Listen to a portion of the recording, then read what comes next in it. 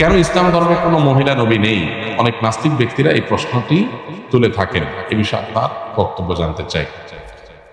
ইসলামের কোনো মহিলা নবী কেন নেই, এই প্রশ্ন যিনি করেছেন তার কাছে আমার প্রশ্ন, আপনার মায়ের গর্ভে আপনি কেন এসেছেন? আপনার বাবার গর্ভে কেন এসেছেন? আপনার ভাই বোন 4 জন 5 জন 6 জন যে কজনই আছে, এই ভাই বোনের সবাই মায়ের গর্ভে কেন আসছেন? 2 জন মায়ের গর্ভে আসলে 2 জন বাবার গর্ভে আসতে, এটা কেন নাই? এটার উত্তর দেন। আপনি নিশ্চয়ই বলবেন যে না, এটা তো বাবার গর্ভে আসার মতো না, এটা তো হয় না। মায়ের গর্ভে সন্তান আসে, বাবা লালন পালন করে উপার্জন করে খাওয়ায়, বাকিটা মা দেখে। তো আল্লাহ রাব্বুল আলামিন পুরুষদের জন্য কিছু ডিউটি দিয়েছেন, মহিলাদের জন্য কিছু ডিউটি দিয়েছেন। আল্লাহ পুরুষদেরকে সৃষ্টি করেছেন কিছু ডিউটির জন্য উপযোগী করে, মহিলাদেরকে সৃষ্টি করেছেন কিছু ডিউটির জন্য উপযোগী। এখন যদি আপনি মহিলা থেকে পুরুষেরটা, পুরুষের থেকে মহিলারটা আশা করেন, তাহলে সেটা হবে বোকামি। প্রত্যেককে আল্লাহ তাআলা যার যার ডিউটি, যার যার কর্তব্য পালনের উপযোগিতা দিয়ে তাকে তৈরি করেছেন। দেখুন, আল্লাহ তাআলা মায়ের গর্ভে সন্তান দেন। গর্ভের ধারণের এই যে সময়টা, মায়েদের যে কষ্টের সময়টা 10 মাস, এই সময়টা কি বাহিরে রাস্তাঘাটে মুভমেন্ট, অফিস আদালত, ব্যবসা বাণিজ্য, মাটি কাটা, বাহিরে কাজ করা, এই কাজগুলো গর্ভাবস্থায় উপযোগী না বাসায় রেস্ট করাটা বেশি?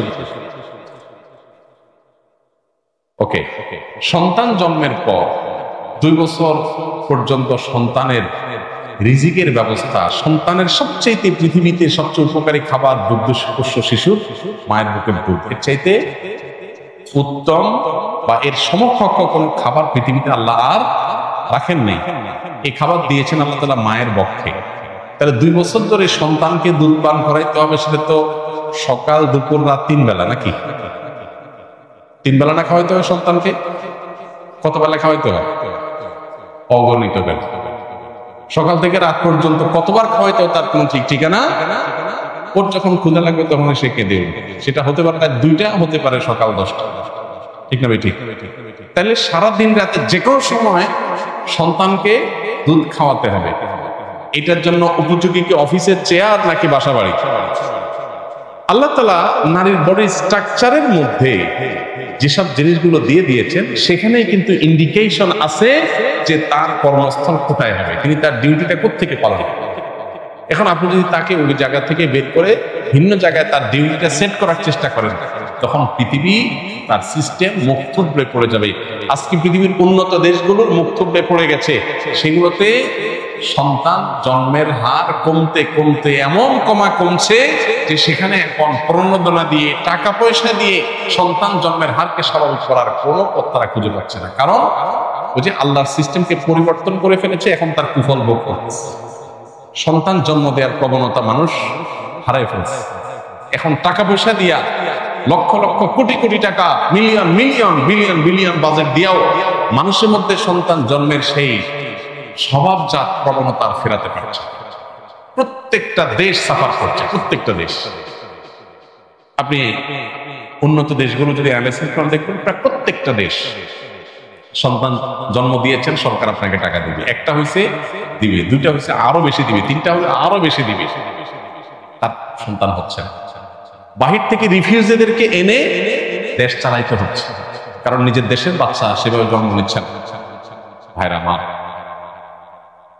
গরিব দেশগুলো থেকে শ্রমিক হিসাবে মানুষকে এনে বা ছাত্র হিসেবে ভিসা দিয়ে নিয়ে তারপরে তাদেরকে মাইগ্রেট করে নিজের দেশে নাগরিকত্ব দিতে হচ্ছে, কারণ দেশ চালানোর জন্য নিজের দেশে সেরকম লোক তৈরি হচ্ছে না। আল্লাহর সিস্টেমকে পরিবর্তন করতে গিয়ে পৃথিবী বহুবিধ চ্যালেঞ্জের মুখোমুখি হয়েছে, আরো হবে। বিধায় কেন আল্লাহ তাআলা পুরুষদেরকে নবী বানিয়েছেন? নবীদের কাজটা বাহিরে না ভেতরে? শুধু কি বাহিরে?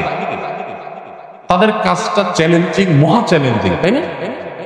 কোথাও শত্রুর সাথে লড়াই করতে হবে, কোথাও তাকে যুদ্ধ সংগ্রাম করতে হবে, কোথাও বাধার মুখোমুখি হইতে হবে, কোথাও জুলুমের শিকার হইতে হবে, কোথাও ফিজিক্যাল অ্যাটাকের শিকার হইতে হবে। এগুলো কি একজন নারীর জন্য সহ্য করাটা খুব বেশি উপযোগী? তাও হ্যাঁ, নারী অনেক কিছুই করতে পারে, আল্লাহ তাআলা তাকে অনেক ক্ষমতা দিয়েছে। দেখুন, যে পুরুষ বীর হবে নারী তাকে জন্ম দিবে, এর চেয়ে বড় গৌরবের বিষয়। যে পুরুষ বীর হবে নারী তাকে গড়ে তুলবে, বীরের মা হবে, এর চেয়ে বড় মর্যাদার বিষয়।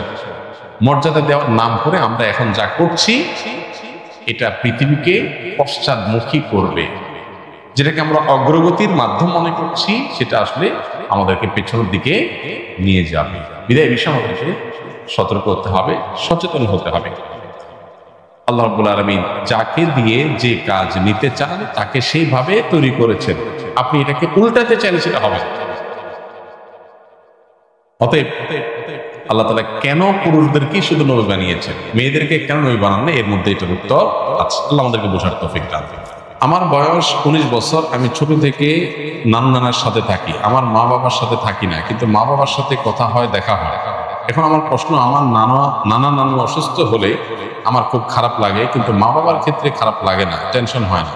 এখন আমার মাঝে মধ্যে মনে হয় আমি সন্তান হিসেবে কুসন্তান হয়ে গেছি নাকি। সন্দেহাতীত ভাবে এটা খারাপ জিনিস যে আপনার মা বাবার অসুস্থতা আপনার কষ্ট হয় না, তাদের সাথে থাকেন না, মায়া তৈরি হয়নি। প্রথমত, মা বাবা হিসাবে তারা, অভিভাবক হিসাবে আপনার মা বাবা হিসাবে তাদের কোনো কষ্ট হলেই আপনার ভিতরে কষ্ট অনুভব হতে হবে। এটা হওয়ার জন্য আপনি তাদের সান্নিধ্যে যাবেন, তাদের কাছে থাকবেন, এবং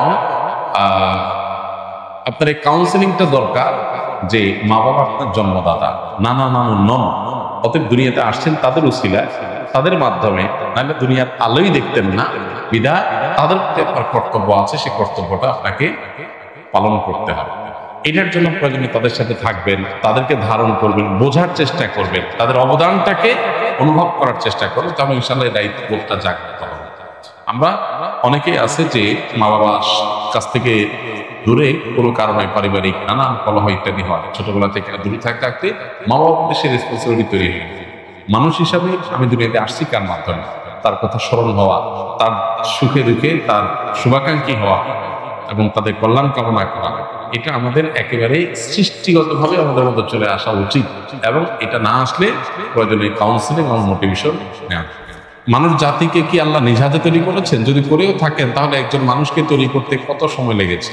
কেননা একজন বক্তা দাবি করেছে ওনার তরিকার আরেক বক্তাকে তৈরি করতে নাকি আল্লাহ 30 বছর সময় লেগেছে। নাউযুবিল্লাহ। ইন্নামা আরাদা শাইআন আন ইয়াকুলা লাহু কুন ফায়াকুন। আল্লাহ রাব্বুল আলামিন বলেছেন, আল্লাহ যখন কোন জিনিস সৃষ্টি করতে চান তখন আল্লাহ বলেন হও, হয়ে যায়। আল্লাহ শুধু কুন বলেন, কুন মানে হও, হয়ে যায়। গোটা সৃষ্টি জগৎ তৈরি করা আল্লাহর জন্য মানে এক কুন বলার সময় নয়, তাই না? আল্লাহ যা চান সেটাই হয়ে যায়। এরপর আল্লাহ তাআলা এই নবমণ্ডল এবং ভূমণ্ডল, এই মহা সৃষ্টি আল্লাহ তাআলা সৃষ্টি করেছেন 6 দিনে। যেটা আল্লাহ তাআলা কোন বললে হয়ে যেত, 6 দিনে কেন করেছেন এটা নিয়ে অনেক আলাপ আছে। আল্লাহ তাআলা আগে একটা সৃষ্টি করেছেন, পরে একটা সৃষ্টি করেছেন। এখানে মানুষকে কাজের ধারাবাহিকতা, প্রত্যেকটা কাজ করার ক্ষেত্রে একটা সিস্টেমিক্যাল ওয়ে অবলম্বন করা, একটা ধারাবাহিকতা মেনটেন করা, কোনটা আগে কোনটা পরে, সেই শৃঙ্খলা রক্ষা করে কাজ করা, এটার শিক্ষা দেওয়ার জন্য আল্লাহ তাআলা এই সময় নিয়েছেন। কিন্তু আল্লাহ তাআলার সময়ের প্রয়োজন নাই। যেখানে কোরআনে আল্লাহ তাআলা বলেছেন যে এই মহাসৃষ্টি নবমণ্ডল ভূমণ্ডল সৃষ্টি করেছেন আল্লাহ তাআলা 6 দিনে, সেখানে এক বক্তা সৃষ্টি করছে আল্লাহ 30 বছর লাগছে। আল্লাহর শানে এ ধরনের কথা বলা ঈমান যাওয়ার মতো বেয়াদবি, ভয়ঙ্কর কথা। যে আল্লাহর 30 বছর লাগছে, মানে উনি এত বড় হয়ে গেছে, ওনারে বানাইতে আল্লাহর 30 বছর লাগছে না। আপনি কোন আলেমের মর্যাদা বর্ণনা করবেন, তার যোগ্যতা থাকলে সেটা বলবেন, 100 বার বলেন, কিন্তু বলতে গিয়ে যদি আল্লাহর শানে বেয়াদবি করে ফেলেন, আল্লাহর জন্য তারে বানানো কঠিন হয়ে গেছে, সে এত বড়, তাহলে মানে আল্লাহর জন্য কঠিন করে ফেলছে বিষয়। মানে কোনো ক্ষেত্রে এক্ষেত্রে আল্লাহ মানে আল্লাহর সাথে তাকে আপনি, আল্লাহ শক্তির সাথে তার সৃষ্টিকে আপনি কম্পেয়ার করলেন, মানে তার মাহাত্ম্য তুলতে গিয়ে আল্লাহর সাথে বেয়াদবি করলেন। কুফরি কথা, এ ধরনের কথা। আল্লাহ তো আমাদেরকে হেদায়েত দান করুন। নবীকে সৃষ্টি করতে আল্লাহ তাআলা তো একটু আলাদা করে এত বছর লাগছে, কোনো হাদিসে আমরা জানি না সাল্লাল্লাহু আলাইহি ওয়াসাল্লাম। সেখানে কোনো বক্তাকে সৃষ্টি করতে লাগবে কেন? আর আলাদা আলাদা করে আল্লাহ একজন একজন করে সৃষ্টি করেন নাই। আল্লাহ সৃষ্টি করেছেন আদম এবং হাওয়া, তাদের থেকে বাকি সব মানুষ সৃষ্টি করেছেন। আর সকল সৃষ্টি যত মানুষ কিয়ামত পর্যন্ত আসবে তাদের সবাইকে আল্লাহ তাআলা একসাথে আদম আলাইহিস